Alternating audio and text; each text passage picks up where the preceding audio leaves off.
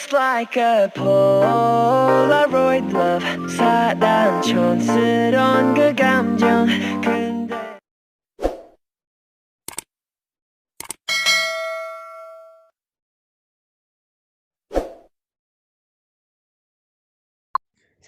Assalamualaikum teman-teman. Kali ini aku akan menceritakan kisah sebuah kontrakan. Secara tiba-tiba dinding di ruang tengah berding kedua ini bergetar sehingga semua yang ada di dalamnya ikut merasakannya. Dan secara tiba-tiba pula bau kemenyan yang bunga kamboja ini mulai terasa menyengat, membuat bulu kuduk kami pun merinding.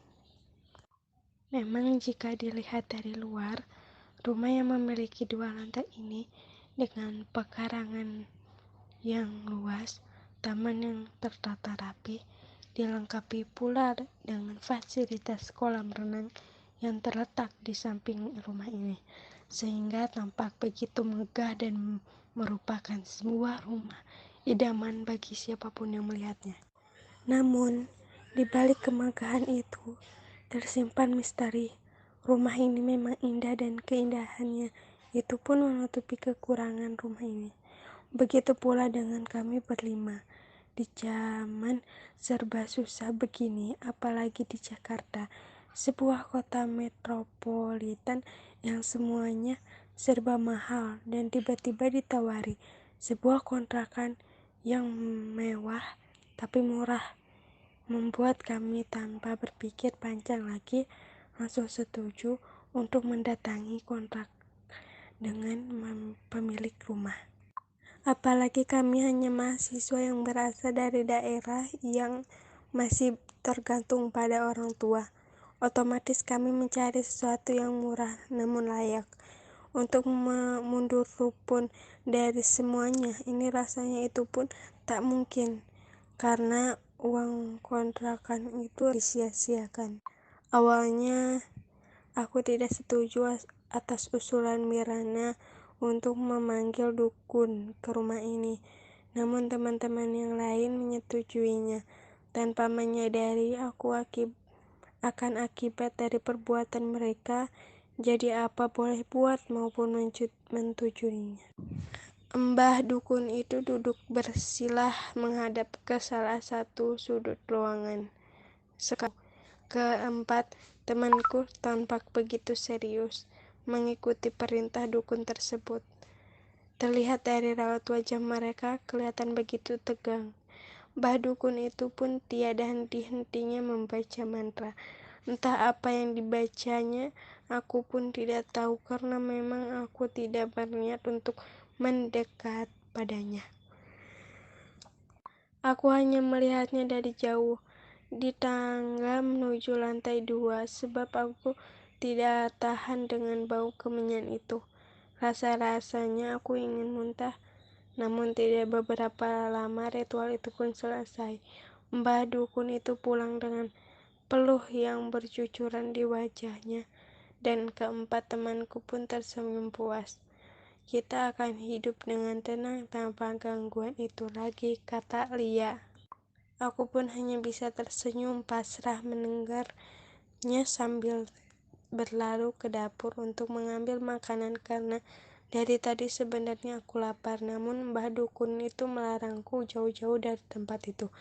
Takut kalau terjadi apa-apa sama aku, katanya. Kini kami semua duduk di meja makan, siap untuk makan setelah beberapa menit selesai sholat maghrib. Sementara jam masih menunjukkan pukul 19,5. Tapi entah dari mana datangnya tiba-tiba terdengar lolongan anjing. Kami merasakan kembali ke zaman itu dan semua terdiam membisu. Tiba-tiba azan terdengar, tandanya sholat isya pun akan segera dilaksanakan. Dan secara tiba-tiba pula lolongan anjing itu pun menghilang, membuat kami merasa lega. Malam ini tidak terjadi apa-apa, dan itu membuatku temanku berpikir bahwa dukun itu telah berhasil mengusir para penghuni rumah ini. Namun Malam berikutnya mereka kembali membuat kami semua ketakutan, dan parahnya lagi mereka kini menamakan wujud mereka, padahal selama ini mereka hanya mengganggu kami tanpa wujud. Dan malam itu adalah puncaknya.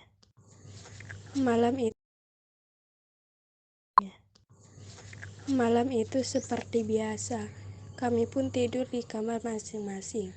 Sekitar pukul 12 malam, tiba-tiba terdengar suara jeritan seorang wanita di lantai bawah, tepatnya di kamar mandi. Aku berpikir itu salah satu dari keempat temanku. Maka aku pun langsung keluar dari kamar dan berlari ke bawah. Dan keempat teman-temanku sudah berkumpul di dekat tangga, dan suara itu masih saja terus menjerit. Lalu kami pun saling pandang. Aku berpikir kalau bukan di antara keempat temanku, lalu itu siapa? Dengan hati-hati pun kami berjalan menuju kamar mandi. Tapi tak seorang pun dari kamar mandi yang membukakan pintu kamar mandi tersebut, sampai akhirnya pintu itu terbuka dengan sendirinya. Dan di dalam kamar mandi ada seorang wanita berambut panjang pirang tanpa busana bersandar pada tembok dengan pisau bertancap di dadanya dan tembus ke jantung dengan mata melotot, sementara dari hidung dan matanya mengalir darah segar. Sambil tersenyum menjerit, dan kami membawanya agak menjauh dari tempat itu. Tapi saat kami melihat ke arah kamar mandi, tidak terjadi apa-apa di sana. Air yang semula merah darah kini menjadi bening kembali. Dan entah kenapa tiba-tiba lampu di rumah itu mati, membuat kami semua ketakutan. Entah dari mana datangnya, tiba-tiba bermunculan kepala yang begitu banyak menyerang kami.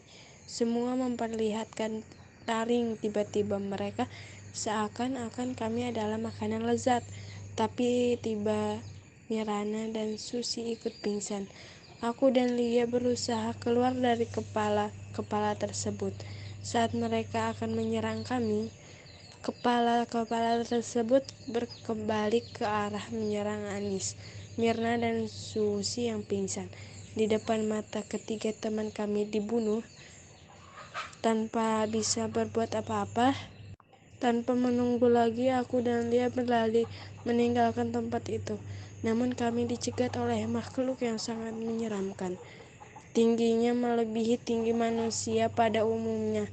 Di sudut bibirnya bersumbul sebuah taring yang runcing. Aku masih berusaha lari saat makhluk tersebut menangkap Lia. Namun langkahku terasa benar sekali, sehingga makhluk tersebut berhasil menangkapku. Setelah ia dibunuh, aku sudah tak tahu apa yang terjadi saat makhluk tersebut menancapkan taringnya ke leherku. Saat itu pun aku tidak merasakan apa-apa lagi. Tiba-tiba aku terbangun. Ternyata aku hanya mimpi. Kulihat di sekelilingku semuanya tampak serba putih, dan di sampingku kulihat mama tidur di ranjang. Mungkin karena ia kelelahan menjagaku, merasakan aku bergerak mampu terbangun. Syukurlah kamu sudah sadar, sayang, tanya mama. Apa yang terjadi, ma? Kenapa aku ada di rumah sakit? Tanyaku pada mama. Entahlah, mama sendiri tidak tahu, sayang. Bilang kalau mereka Tapi Lia menelepon mama dari Bandung dan bilang kalau mereka mau temukan pingsan di dapur saat kalian melihat tempat kontrakan. Jawab mama. Tempat kontrakan? Aku berpikir, oh iya ma, aku sudah berapa lama aku pingsan? Tanyaku. 2 hari. Emang kenapa, sayang? Jawab mama. Terus di mana Lia dan yang lain sekarang? Apakah perjanjian kontrakan tersebut sudah ditandatangani? Tanyaku tanpa menjawab pertanyaan mama. Ya, perjanjiannya sudah ditandatangani dan mereka sudah menempati rumah kontrakan kalian sejak kemarin.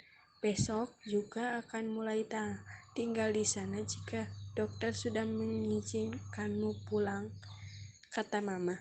Tiba-tiba aku merasakan sakit pada leherku, dan saat kuraba ada 2 lubang di sana seperti bekas gigitan.